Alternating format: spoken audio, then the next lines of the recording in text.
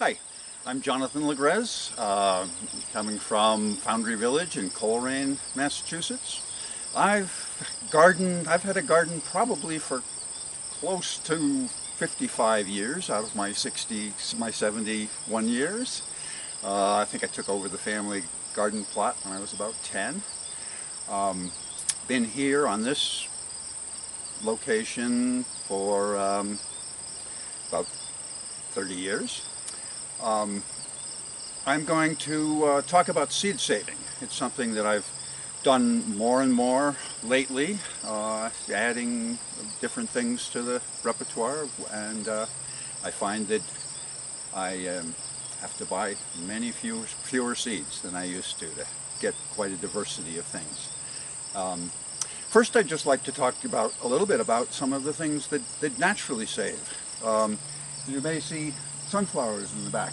My garden is filled with sunflowers that just come back from self-seed. I kind of let that happen a little bit, um, but and then there's some red Hopi amaranth over there, which also I bought a pack of seeds one year and grew them. It's a pretty plant. Use it in arrangements and stuff. I've never harvested grain from it. And I make sure that enough plants stay and go to seed that I get some coming up. And then when I cultivate or plant in the spring, I protect them, let them grow in places. As I learned in an agronomy class, a weed is a plant out of place. So any plant that doesn't belong where it is considered a weed. So the things that are in the way are weeds. The ones that aren't, I grow for their beauty. Now we're going to look at a few things that we're saving for seeds. Some we'll be able to pick now, some will mature further. Here's some dill. These weren't planted. They came back from seeds that fell down here and there. This one is still young. I don't know if it'll make it this season. But down here we have one that is nice and dry. It's gone too far. I would have picked it earlier if I'd noticed it, but there's still good dill seed on it. So we'll take this down, put it in a paper bag, and process it when we get a chance. Okay. Here we have a biennial. This is parsnip, and parsnip goes to seed the second year. So these were left in the ground. Typically the parsnip I leave them in the garden and harvest them in the spring for the roots, but tend to leave a couple for seed. So there's two dill plants here, and again, like the parsnip. I said dill, I'm sorry. All good.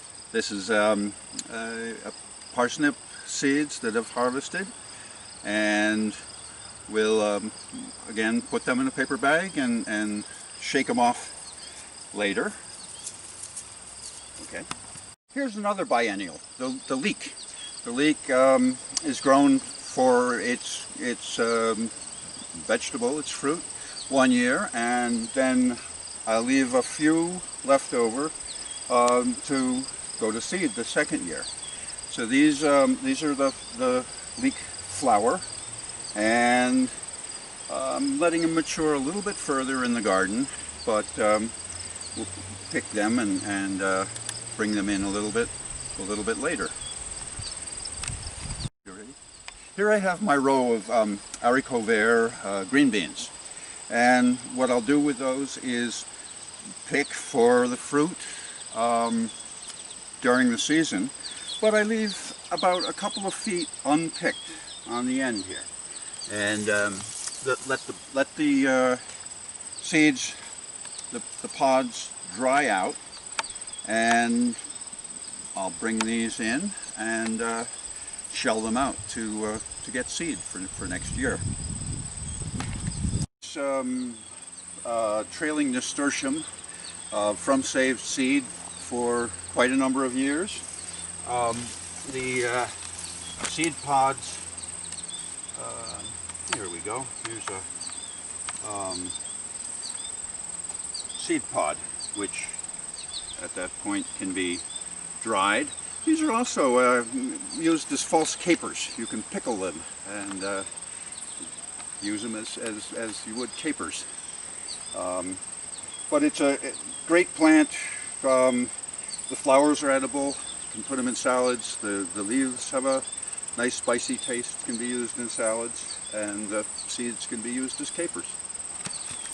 Here I have my a bed of ground cherries, and I've saved seed from them for quite a number of years. Last year I forgot to, and so I bought some new plants, and I'm very happy with this variety. So I'm looking forward to saving this kind now instead of the old ones I had.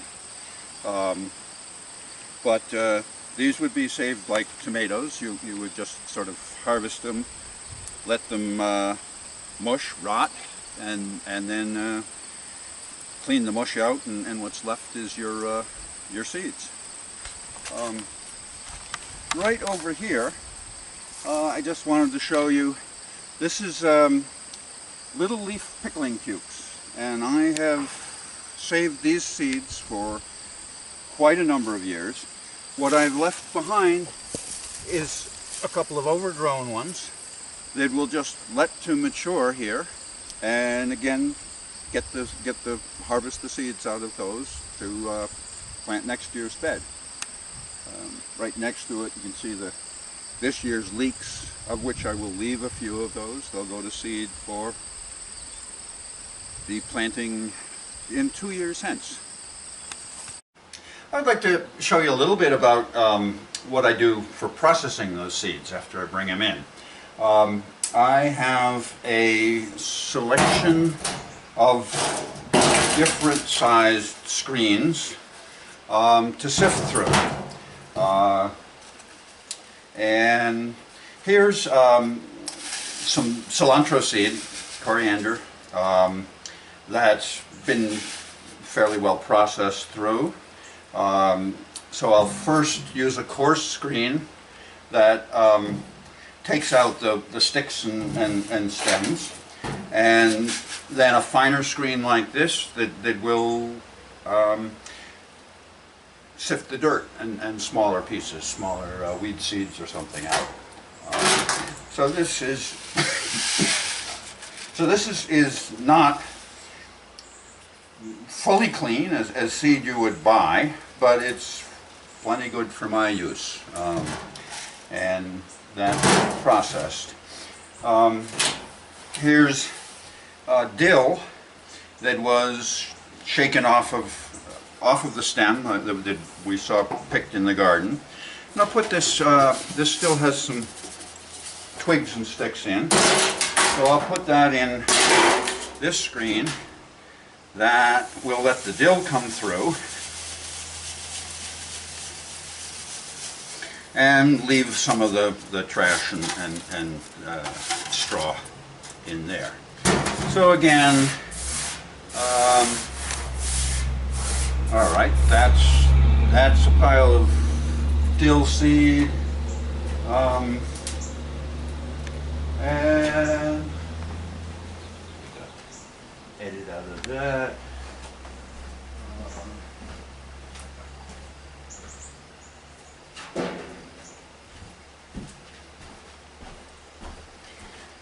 So I think the dill seed will stay in this screen, and the dirt and stuff will go through. So this is a smaller screen, and put it there, and then just shake it a bit, and we've got some more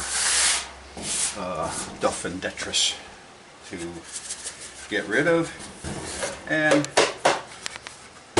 that is a satisfactory collection for me of dill seed to use next year. Here's kale seed, and actually this is the first year I've grown. Kale again is a biennial, so this was seeded this year from kale that was planted the previous fall, last fall. So we'll see how it works, and that's been sifted and cleaned. There's a good pile. That's enough to grow half an acre of kale, I guess. With seed saving, there are many other seeds that I do save. This is from some lettuce that went to seed. This is Claytonia or miner's lettuce. And we also have a local seed buying co-op that small orders put together. We were able to get a 20% discount from Fedco Seeds, and there are probably 20 or so Colrainers and heathens and stuff part of that co-op, and you're welcome to find us. We're Mr. Griswold's Seed Exchange at gmail.com. Actually, is the communication. Mr. Griswold, named after our Griswold Memorial Library, which we're doing this video for, and as part of their garden series. So thank you very much for coming on my garden tour with me, and happy seed saving.